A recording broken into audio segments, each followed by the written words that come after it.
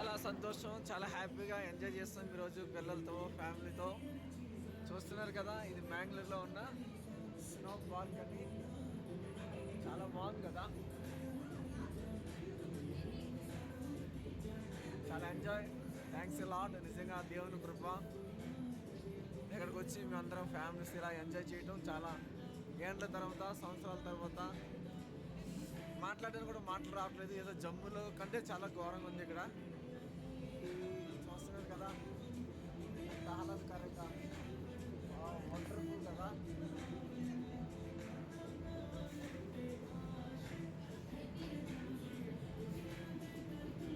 అన్నీ చూపించాలనుకుంటున్నాను కానీ